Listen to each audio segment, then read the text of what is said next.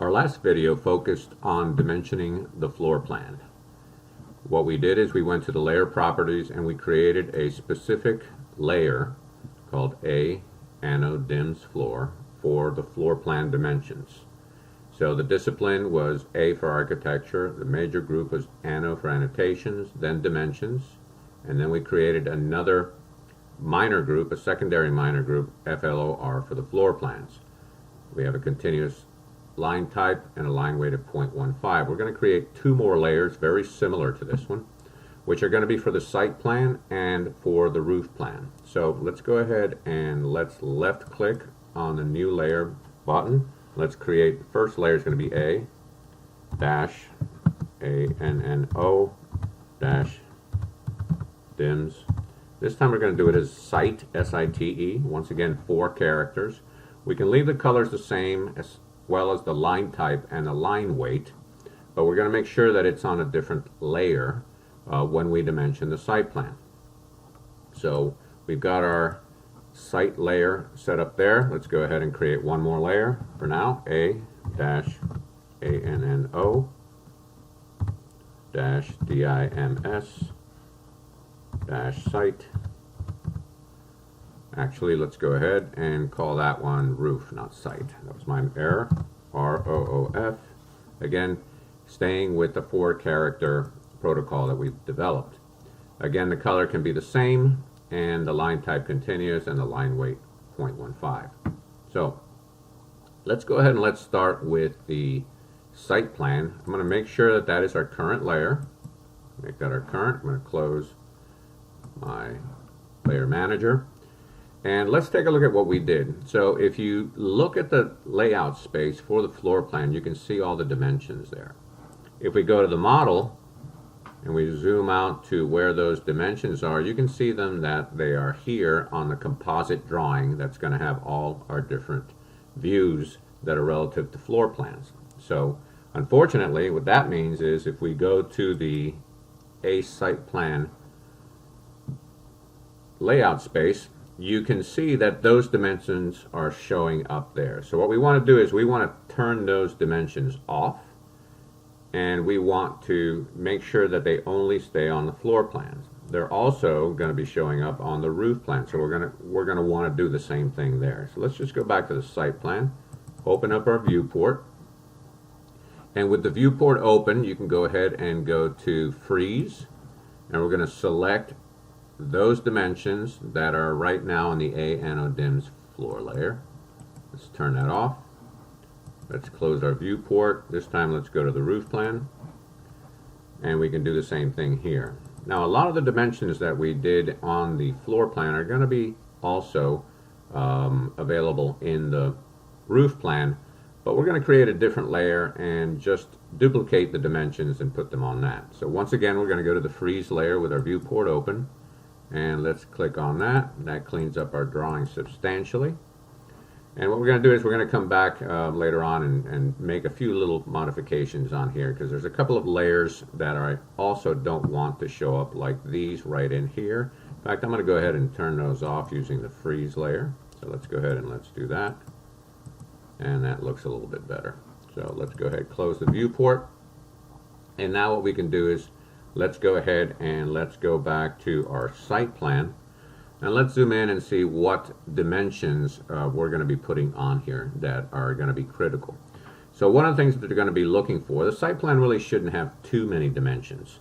We could dimension the driveways, we could dimension the pool deck area, but because there's tends to be a lot of detail associated with those hardscapes, whether it's the front or back, that would be a lot of dimensions to show in our site plan. So usually what we end up doing is we would either create a separate sheet, or we would do a blow-up area call-out for those two areas, where it would be easier to dimension that if instead of being at 1/8 of an inch site plan, we could do it at a larger scale, maybe a 1/4 inch for each one of those areas. But for now, what we're going to concentrate is on just a few dimensions that are going to be important for the contractor who's going to be laying out the building on the site, and also for the building departments that are going to make sure that you set up the proper setbacks. So the dimensions that we're going to do using dimensions is going to be our setbacks from the front, rear, left and right sides, and then the actual distance of our structure from those setbacks. So let's go ahead and make sure we're in the right layer. Then we're going to go to the Annotate tab, and on the ribbon we're going to select Linear. First thing we're going to do is we're going to identify our setback layers. So one of the things we're going to do is go to our setback line here, and I can go to here and I can set my dimension located right there. So that's going to be our side setback. I'm going to do the same thing on the other side. And what you want to do is you want to avoid elements that may be in the way of looking at the dimension. So what we're going to do is we're going to go ahead and do that here and put that one here. Now these are our two side setbacks. What we're going to do is we're going to also add some annotation directly below there that's going to say setback. Our side setback is going to say side setback here. We're going to do that after we do some of the dimensioning. So this house, what we did for the front setback and the front of the garage wall line up. That's the furthest forward we push the house up on this site plan so that we could get a larger pool deck area in the back of the house. So what we can do here is we can actually combine the front of the house dimension together with the setback line. So I'm going to go ahead and I'm going to dimension right to this point. So I can dimension from there to here, and I'm going to place, I can place my dimension here, giving myself some room here to put front setback. On the back we've got two dimensions to worry about. We've got our rear setback to our property line. Now we are on a seawall on the water, so there may be some special restrictions on that. And then what we're also going to do is dimension the actual distance from the rear setback, from the rear property line to our actual structure. So let's go ahead and first let's set up a dimension from our rear property line to the setback. And then what I'm going to do is I'm going to also do one for the actual structure. So let's go ahead and let's click from here to there, and we can set it up close to there. Now we are going to be adding some notes to our pool deck area and so on, but this makes it pretty clear. Once again, what you want to do is sort of put your dimensions in a location where they're going to be seen clearly. You may not want to do it in the hatch area here, and because of the landscaping on either side, you may not want to do it there either. But this works out for us because all we're going to basically add in terms of a description or a call out is going to be, we're going to say pool here, and we may say spa located in there. So as far as dimensions are concerned, there's only two more dimensions that we got to be concerned about. This is our 10-foot side setback from the property line to the setback in here, but it's not where our house is. So we got to add another dimension here. We'll bring that down to about here, and we can modify this a little bit. Let's pull this over just a little bit. Let's put our ortho on and bring that so it's a little bit clearer. And we're going to do one on the other side, and we could do that almost anywhere. Let's do it right in here and bring that down to here, and once again we're going to move this over to there. Now if you take a look at the size of the numbers when printed in our layout space have been designated as a paper space text height of 3/32 of an inch. That was set up when we did our annotative dimension style. So when printed, our dimensions here are going to be exactly the same size as the size of our numbers in our floor plan, even though this drawing is at 1/4 inch while our site plan is at 1/8 of an inch plan. So I think there may be a couple of more dimensions that we may be able to put on here, but I think this is about it for the dimensions on the site plan. Now once again, because we've drawn this, click it here. Okay. Now I made an error. What I did was, if you take a look at it and we go to our model space, what do you think that error was? The error was that I added these dimensions in paper space. So they're in the same space as this. I wanted them in model space. So again, because if I do something and shift, let's say as an example, I open this up and I shift my drawing to the left or right, I want to make sure that these dimensions go with them. So how do we solve that problem?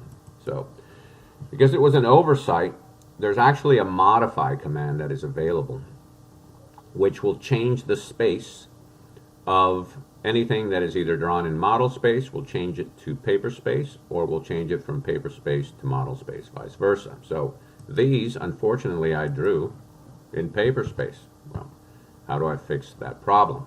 Well, if we go to the Home tab and we go to the Modify panel right here and click on the arrow next to Modify, you're going to take a look at, there is an icon here called Change Space. So let's go ahead and let's click on that, and what we can do is select the dimensions, and this of course is something you want to catch rather quickly. So let's see, we can click that, and then we're going to hit the Enter key. And now if you take a look at what happened was, at this point they disappeared. So what we need to do is we need to make sure, and let's go ahead and let's go into model space, and let's see if we see our dimensions there. Now our dimensions unfortunately came out very, very tiny because they did not modify in terms of the scale that we wanted them to be at.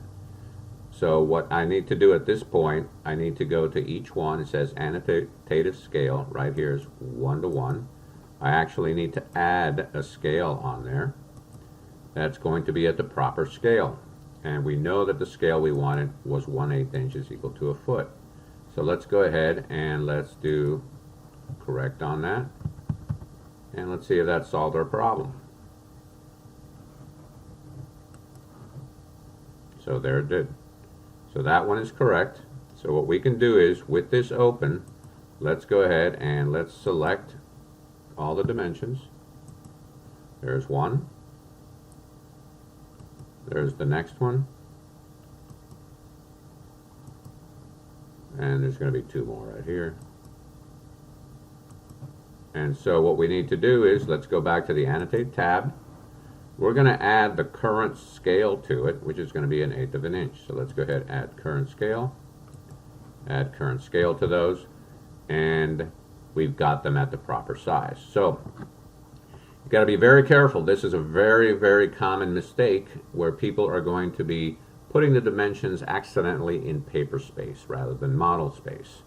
Now sometimes some architectural firms will dimension on paper space, but in this assignment we are going to be dimensioning everything in model space. So let's go ahead and let's close our viewport and let's save our drawing. Always remember to be constantly saving. Even though the autosave is probably on, I recommend that you dimension or that you save your drawing quite frequently, especially after you do something that fixes a drawing or you have a major series of changes that are going to dramatically change your drawing. You always want to have it saved right before you make those changes and right after you make those changes. So let's open it up one more time, double check a couple things. Let's make sure we go to the Home tab that it was in the proper layer. It is A Annodims S for site. So let's go ahead and close that. And since now it is now changed to model space, we have to take a look at our floor plan. And what we want to make sure is that layer turned on here. So we want to open up our viewport.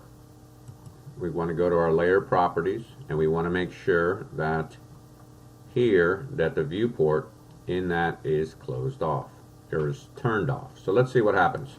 So if I hadn't done that, right now I don't see those dimensions right now. But if I click on this, which show annotation objects, at current scale, I could click on there, and there they are. So those objects are shown right there. What I want to make sure is that that layer is turned off. Once again, these still only have the annotation size that they originally were set up on. So we've got a couple of problems that I have self-created in here. I want to make sure that I add a scale to those that is concurrent with the current scale. So I'm going to go to annotative. I'm going to add delete scales to them. And really those, the only ones that we want is 1/8 inch is equal to a foot. So I'm going to go ahead and delete this one and do OK. And there's my dimensions, which are at 1/8 inch scale as opposed to 1/4 inch. So I'm going to go ahead and go back to the Home tab, go to Layer Properties, and I can turn my site dimensions off here, or I can simply go to the freeze command with the viewport open and click on that, and my layers will be turned off. Okay, so let's go once again. We'll go to the roof plan, and we turned off that other layer, but if we click on that and we show annotation layers, there they go right there. So let's go ahead and let's turn that layer off too. Yes. Now the reason it's giving me that pop-up window is because we have it as our current layer. So one thing that we're going to want to do is change our current layer. And this is our roof plan. So we're going to be adding dimensions to the roof. Let's make our roof plan our current layer. There we go.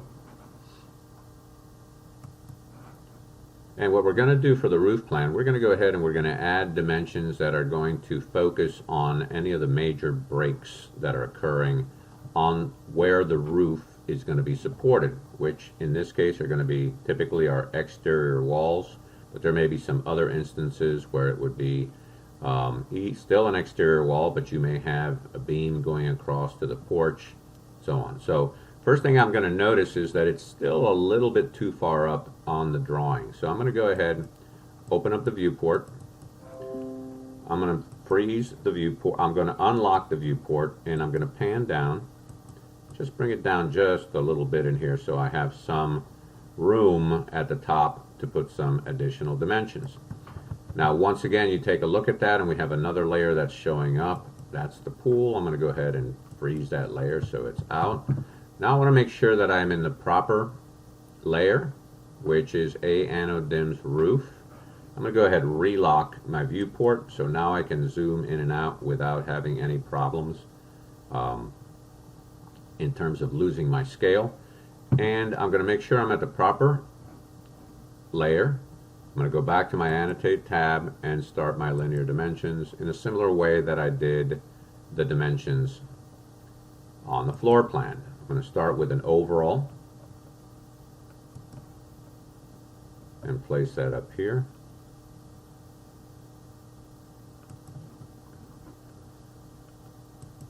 The next one is going to be to the perimeter of the porch columns, on the outside of the porch columns. I'm going to go ahead and do continue at this point, and I'm not going to give the width of the columns. I don't need to do that here. I'm going to go ahead and go to the outside of the perimeter and do the same thing here. So I've got those dimensions for that.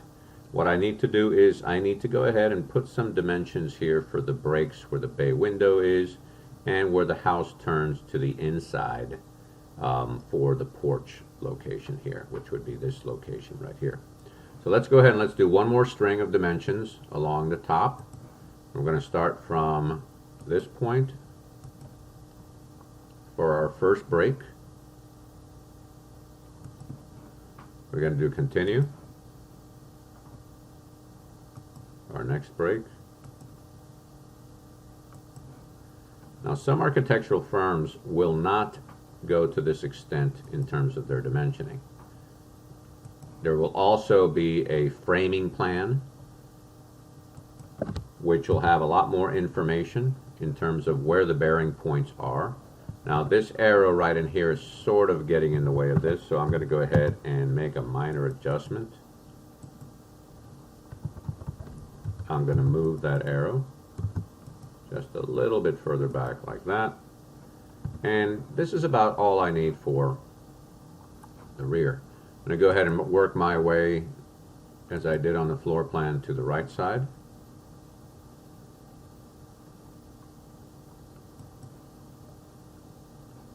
Place that here. Do my next string.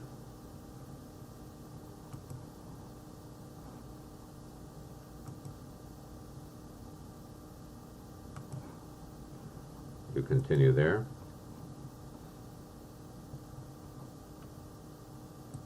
And notice also that I'm zooming in to make sure I snap to the right point. Alright, that works for that. Now let's do some across the front. Starting with the overall.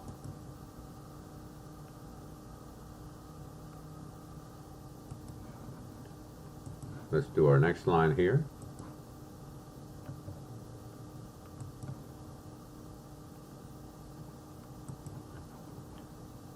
Continue. And we're going to do our breaks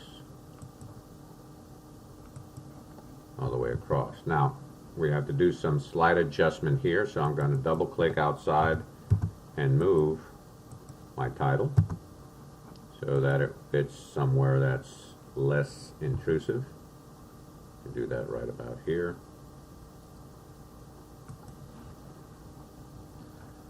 Now there's going to be a couple of small dimensions that we want to add here, so let's go ahead and do that from here to here. Let's go ahead and add that dimension and do continue to that point. So that takes care of these two breaks. Let's work our way around the left, all the way from the front,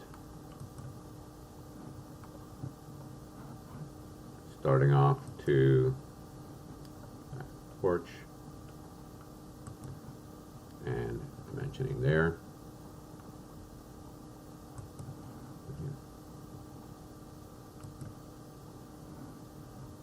And just a couple more here.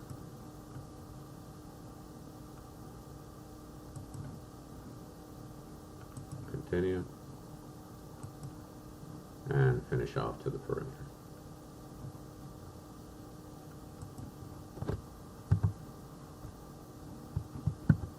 So we've gotten all our dimensions here. Now, did we do exactly the same error that we did before? For some of them we may have. For other ones we did not. So what we want to make sure is that I repeated my error again. This goes to show you how often this can be an error. So I've got a number of dimensions here. It's not going to be these, but at least the dimensions starting with these two right here are in paper space again. So I'm going to go ahead and highlight those and highlight these here. And I'm going to make sure that they are in the proper space. So what's going to happen is exactly the same thing. They're going to be indicated at a much different scale, so I'll have to change the annotated scale for them. So let's go ahead and let's go to the Home tab, change space, and let's go ahead and let's select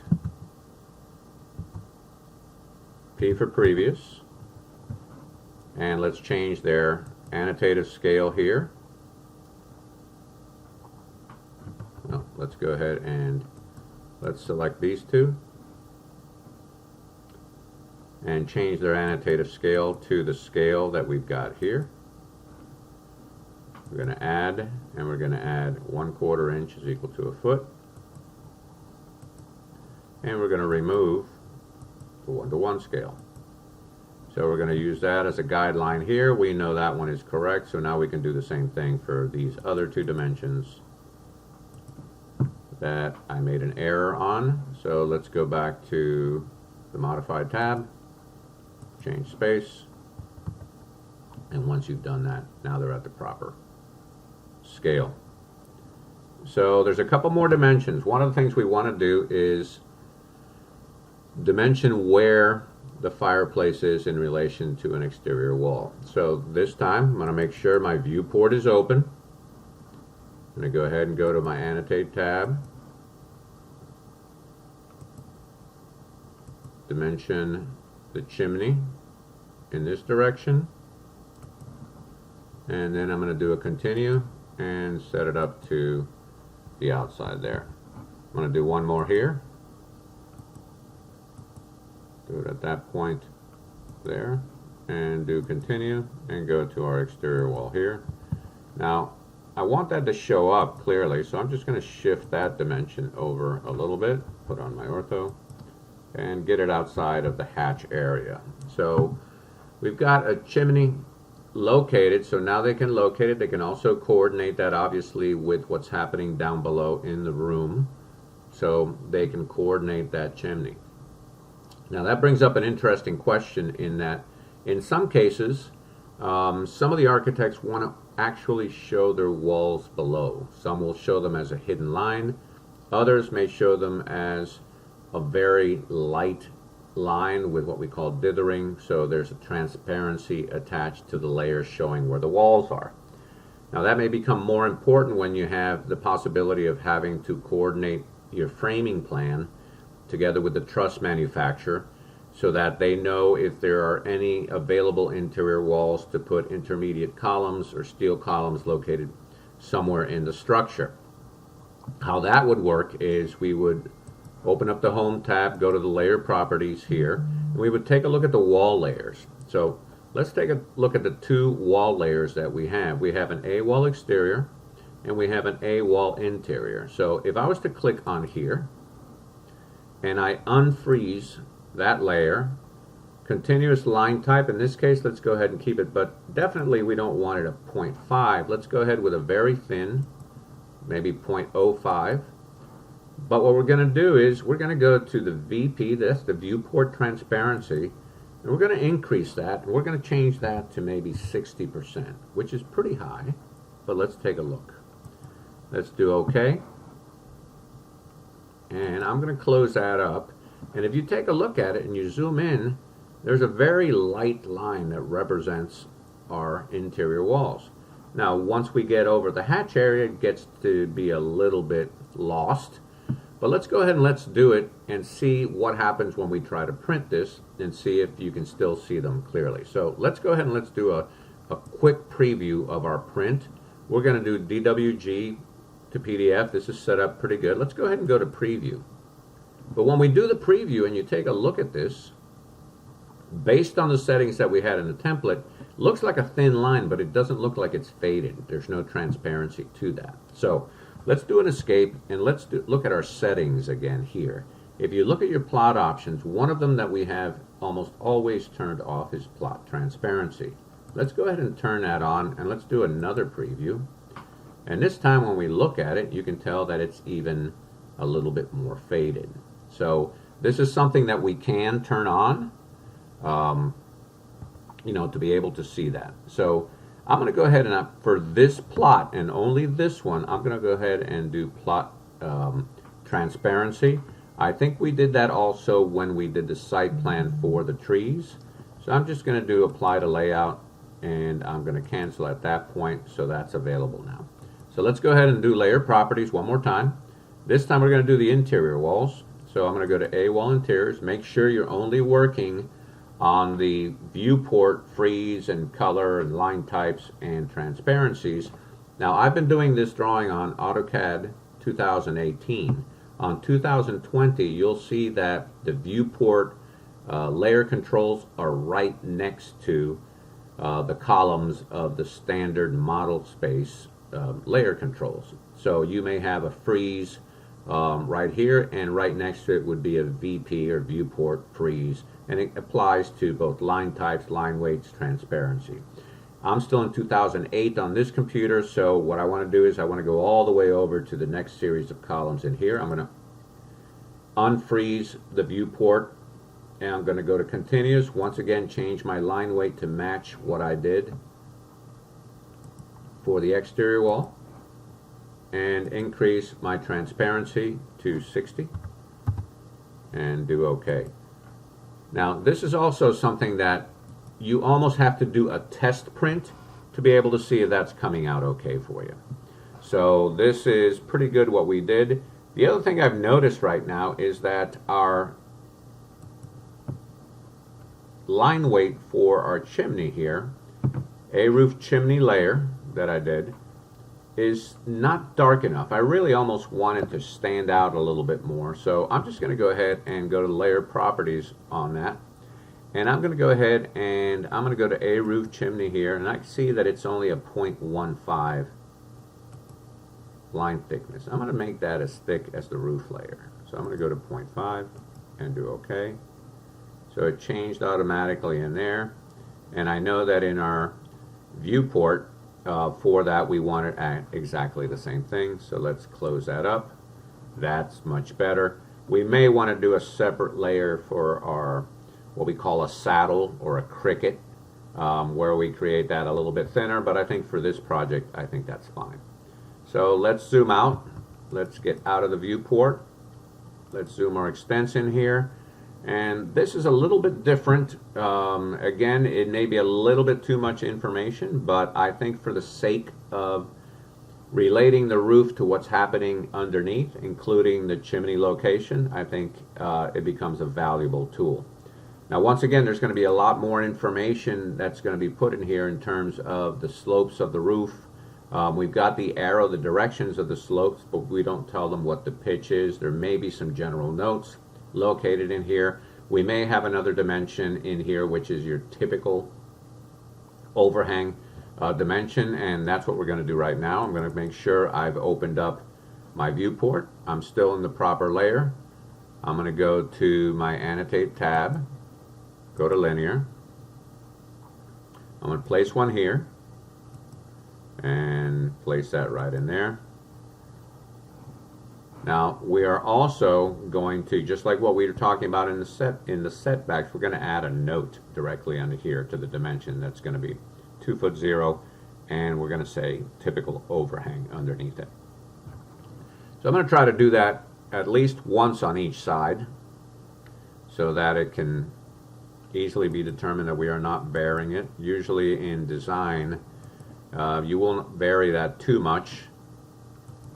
There may be some instances where you do a deeper overhang for sun coverage or so on. So I'm just going to do one more on the porch and also here.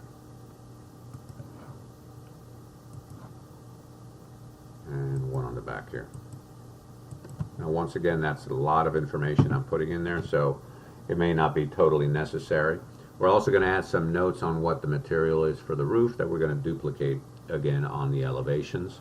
So let's go ahead and let's close our viewport, open this up, and I think that's looking pretty good.